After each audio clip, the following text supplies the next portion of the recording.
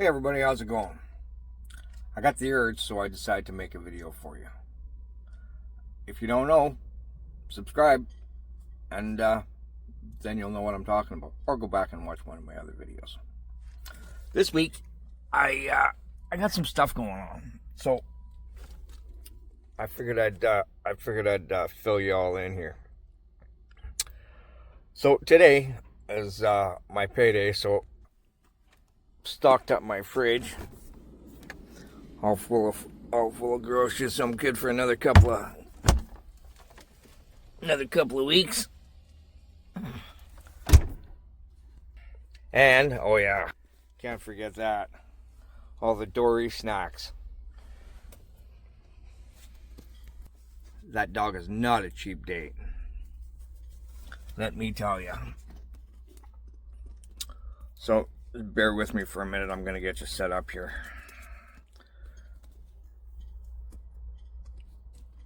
All right, how's that? Okay, so I took up a hobby. Now, a long time ago, Lori and I started doing paracord. We got into it, and I was working there, so I went and bought a whole bunch of paracord shit, and we did it for a couple of months, and then it all just sat there for probably a couple of years. Well, for some reason, I brought it with me instead of putting it in storage. So the other day I was trying to organize some shit. I found it, so I dug it out. And so I've just figured I'd show you some of the shit I've done. This is something that I did a long time ago. This was on Dory's leash, but it broke. But the other day, we're out driving around, and Dory, every time this engine fires up, she comes out, sits in that front seat, and she's got it. It's just, she's got to see where we're going, right? But so we're driving around, and some dude comes flying out in front of me, and I had to jam on the brakes. Well, Dory went straight into that fucking dash. Luckily, she didn't hurt herself, but that kind of fucking woke me up. Huge. Dory needs a seat belt. I gotta figure out a seat belt for Dory. And I have one, kind of. But she keeps getting tangled out in it. So I went out and I bought one of these things. But it's got no clasp on it or no clip or anything, so you have to, do this to put it around the seat belt, right? Well, that takes off probably 6 inches of length that she kind of needs to turn around, right? Because she'll sit in the seat, she'll look out the window, and then she'll turn around, she'll come sit and look at me, or if I'm sitting at a red light and she wants some love, she'll give me the paw thing, and I'll love her up a little bit while I'm sitting at a red light or something. Or if we're sitting here waiting for it to warm up or something.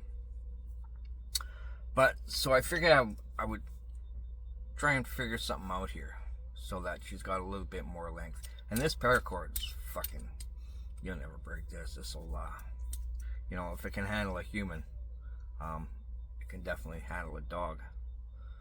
I'd be more suspect about these parts getting brittle and breaking versus the actual paracord stuff. So I might have to do something to figure that out. I'm not sure, but that's next. So here's some shit that I've just kind of been pissing around with. I'm not much of a color guy, but different colors, and this is all this is what's called a cobra weave, right? And then I got different styles here. This is one this is a cobra weave with my little added weave.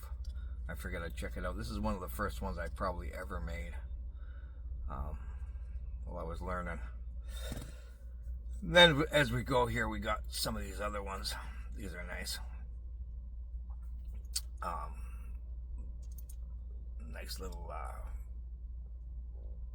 handcuff bracelet with a different little clasp on the end here. Right. There we go. Yeah, so we got that. And then I have a whole bunch of survival bracelets that I made. So when I first started getting into paracord, I went online to a place called Board Paracord, and I got a whole bunch of shit, some different, whole bunch of different colors, but I got actual paracord, right? This is a little bit more than paracord, a survival cord. So it's got the clips, right? There's a flint and stone here, right? Flint and a piece of steel to strike it with, right? There we go. And a piece of steel, so you can, emergency fire starter should you find yourself in need. It's got a whistle, and all this paracord has 2 extra things on it. So it's 7-strand actual paracord, but it's got a string of fishing line in it. I think it's 6 or 8 pound test fishing line, and a string of something called jute, and that's good for starting fires, right? And I think jute is made from hemp, if I'm not wrong. But yeah, so I made a couple of these, and I'm thinking, well, you know what? That's 2 strands of about 8 foot long paracord. Yeah, about 8 feet long. And then I figured, well, I'd like to try and get it even more paracord in there, right? So I started making these double things, right? And it's got the flint and stuff, but it's double the length. So this is probably about 16 feet, maybe 15, 16 feet of 2 strands of paracord. And then we got the different flavors. I figured I'd get a little crazy with that. Yeah, and then this is a newest design. I forget what it's called, but I figured I'd try this the other day, and it's actually not too bad. And then I went and fucked it up. When I was burning the ends, I got a little carried away there and fucked up the latch. So yeah, there goes that. But whatever. Yeah, so I gotta get on this, and I gotta make Dory a seatbelt.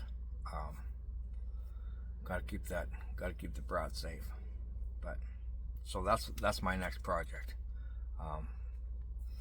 Use this, and then just make a little extension for it, so that she's not tangling herself up in it all the time. We've got to try and figure something out. But yeah, there's that. And then so I was doing some research the other day, trying to figure out about this drivetrain. So I called up a guy I know, and he suggested this transmission shop to me, Ben's Transmission in Mission, BC. There, apparently these guys have been in business for 20 odd years, so they're good at what they do, right? If you weren't good at it, there's no way you'd be in business for 20 odd years. So there's that. So I called him up and I talked to him, and I was telling him what was going on, and he says, he says that might not be the torque converter. He says I won't know until you bring it down and let us have a look at it. But it could also be the U-joints. If I could get away with just U-joints, that's like probably a couple to $400 or $500 versus $1,000, $1,500 or more. So I'm gonna head down there. I'll go down there Saturday. I don't like to run this thing at high speed, so I'll go down Sunday actually, when the traffic is minimal, and then I asked them, and I can hang out on their property for the night, and then they can have a look at it first thing Monday morning. Fucking A. Then I'll know. Then at least I'll know what's going on with this thing. And if we can get it fixed that day, great. If not, at least I'll know. Chances are, unless it's, price-wise, I could probably go up to about $1,500. If it costs anything more than that, I wouldn't be able to do it. But if it goes up, even if it is a torque converter, $1,000, $1,500, maybe I can get away with just U-joints, or hopefully something cheaper, anyways. And yeah, then we're rocking. But so I'm gonna go down there the weekend coming up on the Sunday, and then be there for the Monday morning, and then we'll get that done. And today, when I went shopping, all my groceries totals over $200. Normally, all the stuff I buy might be $100, $120. This time it was over $200. I'm not one to wish harm on anybody, but I really can't wait till Trump eats his last Big Mac. This thing with the tariffs, and it's hurting us in Canada. I can only imagine what it's doing to my U.S. friends. Like, it must be killing you guys down there. I just, over the last year, I've learned so much about tariffs, among other things, and Trump just can't seem to figure out that the only thing tariff hurts are the countries that are implementing them. Right? That's why they're not used very often. But I see what's happening down in the U.S. and it's plain to see. It's plain to see. The only one that Trump is helping is himself. He's not helping the U.S. He is trying to drive it into the ground. If you ever wondered how he bankrupted his casinos, well, now you know, because he's doing it to your country. He's doing it to the U.S. of A. But that's another video for a later date. Yeah, and I'm this smoking thing is really starting to bother me. Now, I started taking these pills. What are they called? Boprion, I think they're called. And they're to help you quit smoking. So I'm just waiting for these things to kick in. Plus, I've started taking a patch. I'm wearing a patch now. Maybe that'll help with the nicotine part of it. And then I just got to get past the um, the not the addictive part of it, the something to do with your hands, right? So I went and got some peanuts, something to just, you know, uh, deal with, you know, keeping these things busy, and hopefully sooner or later, I'll be non-smoking. I've been trying to quit this for years, and I got close one time. One time I got really sick when I had COVID. I was in bed for 2 weeks, and I never lit a cigarette for the whole 2 weeks, and I probably quit for about 2 months after that. And then I made the mistake of going to a family function, you know, and you get drinking with the family, and one of my brothers says, come on for a cigarette, come on for a cigarette, come on for a cigarette. Fuck. Yeah, before I knew it, I was right back in it. It's like, fuck, man. Oh. But, you know, we'll just keep trying. It's got to take sooner or later. Yeah, and Gary came over the other day, and he helped me. My fridge was moving around a little bit, and so he came over and helped me lock that down. And then we proceeded to put back a 15-pack of beers. I don't know if you guys get that where you are, but we can buy beer here in 15 packs.